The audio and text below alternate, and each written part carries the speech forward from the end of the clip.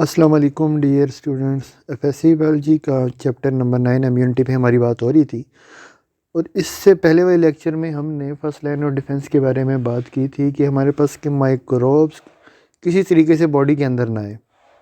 तो वहाँ पे जो प्रोटेक्शन लगी हुई है हमारे पास, जो स्किन हो गई और जो mucus of respiratory tract, digestive tract, और ये सारे हमें बचा रहे हैं कि माइक्रोब किसी तरीके से अंदर ना आए। अगर माइक्रोब एंट्री हासिल कर लेता है, first line of defence cross कर लेता है, तो बॉडी की आ जाती है सेकंड लाइन ऑफ डिफेंस आ जाती है। और ये सेकंड लाइन ऑफ डिफेंस है internal non specific.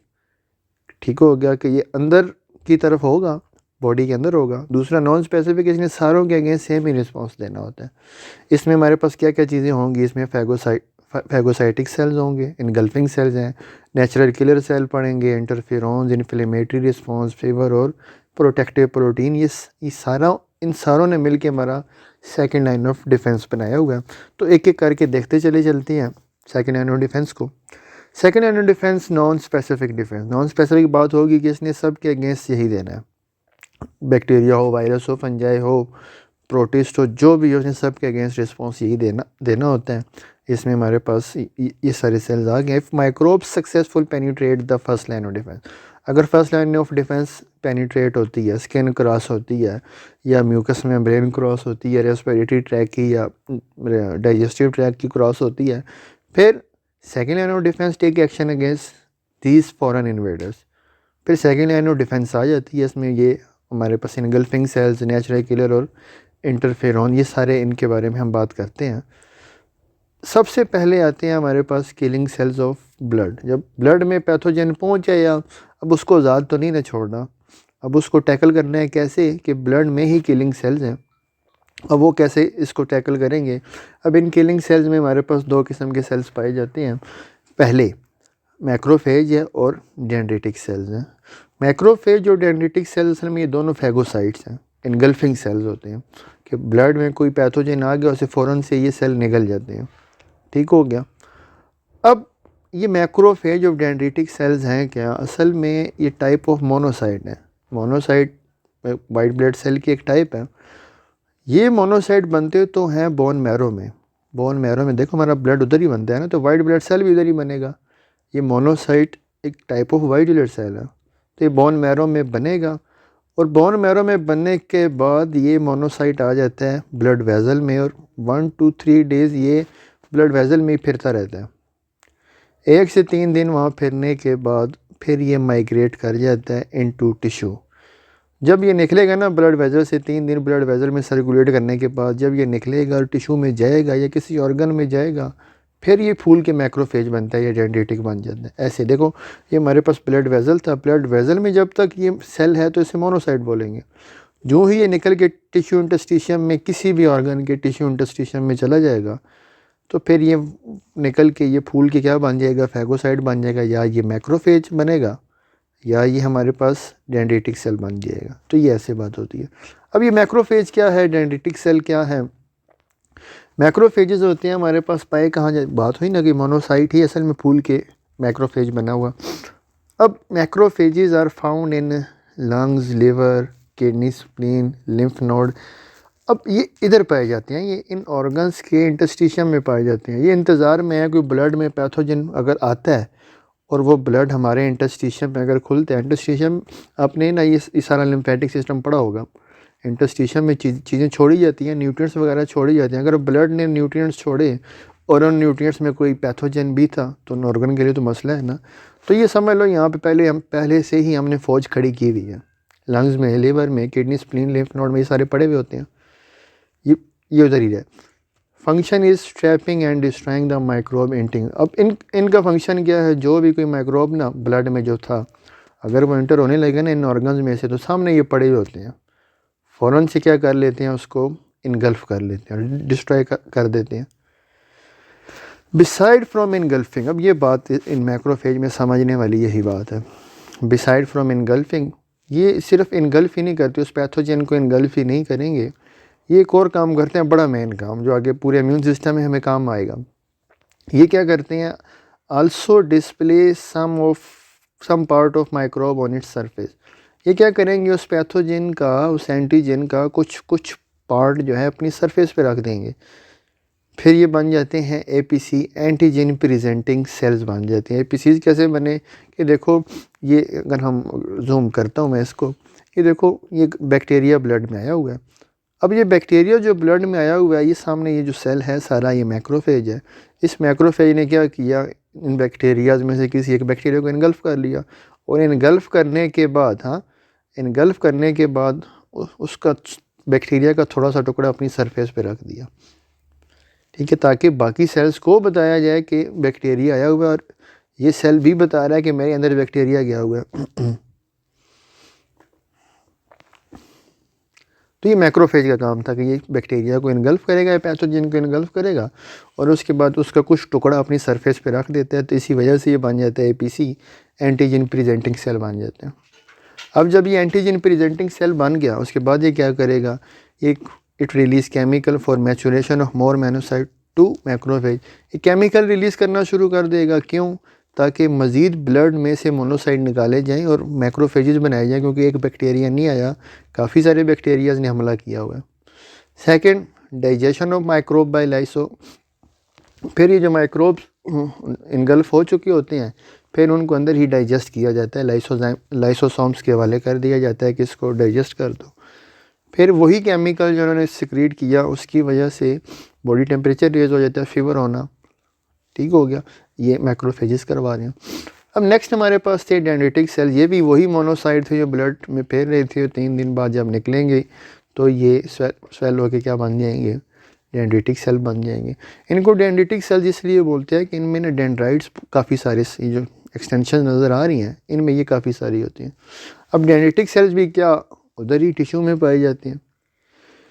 Found in the tissue that has a contact with outside environment daily. ये उन टिश्यूज़ में ज़्यादातर पाए जाएंगे जिन टिश्यूज़ का आउटसाइड इन्वायरमेंट से कॉन्टैक्ट ज़्यादा होता है, ज़्यादा। उसमें हमारे पास स्किन आ गया, स्किन टिश्यूज़ में ये होंगे, म्यूकस मेम्ब्रेन आ गई। फर्स्ट लाइन ऑफ डिफेंस में जो हमने चीज़ें पढ़ी थी, ये उन टिश्यूज़ के नीचे बिल्कुल होते हैं, क्योंकि देखो कोई एयर भी आ रही है, बाहर से आ रही है, तो सबसे पहले तो एंट्री उधर से ही होगी अगर वो एंट्री करना चाहते हैं। तो ये वहाँ पे डेंड्रिटिक सेल्स होते हैं। इनका फंक्शन होता है टी सेल को एक्टिवेट करना। T cell third line of defence में बहुत डिटेल से पढ़ेंगे, अभी सिर्फ इनका इतना ही फंक्शन बहुत है। फिर हमारे पास आ जाते हैं न्यूट्रोफिल। शॉर्ट क्वेश्चन के लिए बहुत इंपॉर्टेंट बात है इसमें। ये जो न्यूट्रोफिल्स हैं ग्रैन्युलर ल्यूकोसाइट्स हैं, type of white blood cell हैं। और ये ग्रैन्युलर क्यों बोलते हैं, क्योंकि इनके अंदर ग्रैन्यूल्स हैं, इसीलिए इनको ग्रैन्युलर ल्यूकोसाइट्स बोलते हैं न्यूट्रोफिल्स को। शॉर्ट लिव होते हैं। Can squeeze between cells of capillary wall and enter into tissue where another cell will not be able to enter. अब इनकी एक प्रॉपर्टी ये है कि ये अमीबा की तरह ना, सूडोपोडिया की तरह, अमीबा के सूडोपोडिया की तरह मूव कर सकते हैं, और ब्लड वेजल्स की जो कैपिलरीज वाल थी उनसे निकल सकते हैं, और ऐसी जगह पे जा सकते हैं जहाँ कोई और सेल नहीं पहुँच सकता। ये स्क्वीज़ कर सकते हैं। आपके सेकंड ईयर में जो लिम्फेटिक सिस्टम पे जो पेज 46 पे चीज़ बनी हुई है, वहाँ पे आप देखोगे ना बुक में, वहाँ पे यही वाइट ब्लड सेल स्क्वीज़ करता हुआ वो दिखा रहा है आपको। हाँ, ये न्यूट्रोफिल क्या करता है कि ब्लड कैपिलरी से निकल के टिश्यू में जा सकते हैं। अब जहाँ पे इन्फेक्शन हुआ है, एक्चुअल तस्वीर ये है, देखो न्यूट्रोफिल है, ये ब्लड वेजल में था, और ये स्क्वीज़ हो के ब्लड वेजल से निकल के उस इन्फ्लेमेशन वाले एरिया में जा रहा है जहाँ पे इन्फेक्शन हुआ है। ये न्यूट्रोफिल, ठीक हो गया। ये ब्लड से निकल जाता है और इन्फेक्टेड एरिया पे पहुँच गया। अब वहाँ जाके ये करता क्या क्या। शॉर्ट क्वेश्चन के लिए बात बहुत इंपॉर्टेंट है ये, और 3 बातें बतानी है इसमें जो कि बुक में भी बताई गई हैं। फंक्शन परफॉर्म्ड बाय न्यूट्रोफिल, इसमें है पहला कि फैगोसाइटोसिस। ये देखो, ये हमारे पास न्यूट्रोफिल है। न्यूट्रोफिल क्या करेगा, पहला काम कि ये फैगोसाइटोसिस ऑफ माइक्रोब को इनगल्फ कर लेगा। तो जब न्यूट्रोफिल माइक्रोब्स को इनगल्फ करेगा तो इस चीज़ को क्या बोलते हैं, फैगोसाइटोसिस ने ही काम किया। अच्छा, सेकंड है एक्स्ट्रा सेलुलर डीग्रैन्युलेशन। अब कोई माइक्रोब अगर बड़ा है ना, माइक्रोब बड़ा है और वो उसको इनगल्फ नहीं कर सकता, तो ये न्यूट्रोफिल क्या करेगा कि अपने डाइजेस्टिव एंजाइम सेक्रेट कर देगा, साइटोकाइंस वगैरह या परफोरिन्स वगैरह ये सेक्रेट कर देगा, और साइटोटॉक्सिन टॉक्सिन रिलीज़ कर देता है, और सेल के अंदर लाए बगैर ही बाहर ही उसको तोड़ फोड़ देगा बैक्टीरिया को। अगर कोई बैक्टीरिया कोई पैथोजन बड़ा है उसे इनगल्फ नहीं कर सका तो उसने एक्स्ट्रा सेलुलर डीग्रेन्युलेशन कर दी उसकी, मतलब ये बाहर ही उसको डाइजेस्ट कर दिया। थर्ड मोस्ट इम्पोर्टेंट फंक्शन वो है जी नेट। नेट क्या होते हैं हमारे पास? न्यूट्रोफिलिक एक्स्ट्रा सेलुलर ट्रैप्स होते हैं। ये जो अब देखो जब न्यूट्रोफिल ज़्यादा एक्साइटेड हो गया है ना, हो गया समझ लो, फिर ये क्या करेगा कि अपना ही ये जो ग्रैन्युलर ल्यूकोसाइट था अपने न्यूक्लियस से ना डीएनए को बाहर फेंक देता है जब ओवर एक्साइटेड हो गया ये काम करते करते।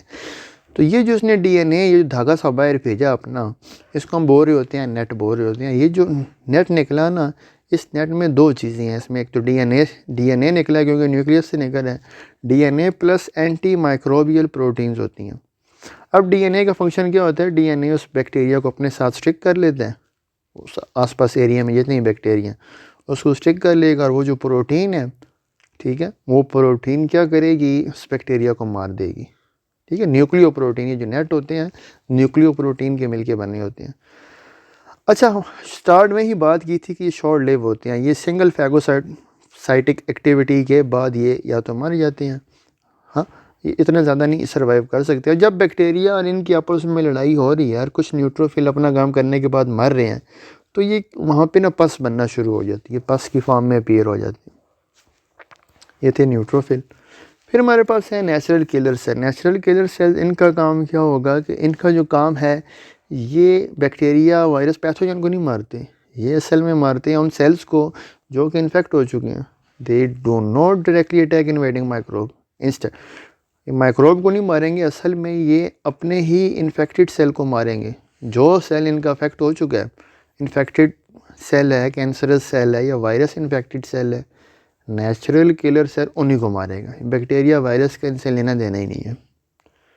Function perform by natural killer cell, ये परफोरिन। देखो अब ज़रा ये मेरी बात देखो, एक ये है हेल्दी सेल, ठीक है।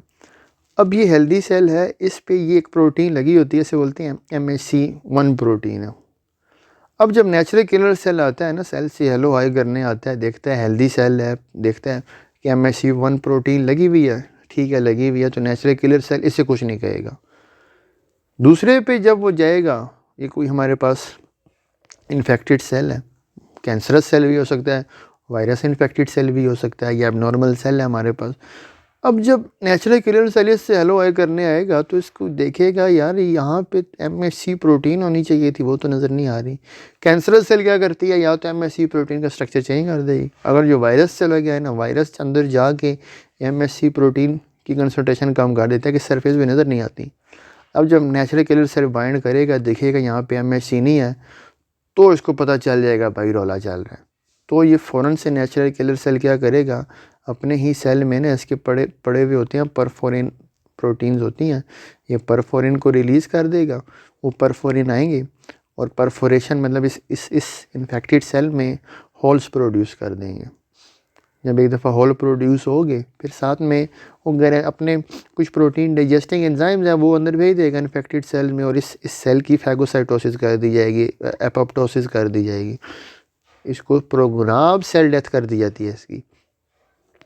एक दफ़ा इसकी प्रोग्राम सेल डेथ होगी, फिर बाकी मैक्रोफेजेस को बुलाया जाता है, क्या हो जी इस मरे हुए सेल को उठा लो, क्लियर कर लो यहाँ से जगह।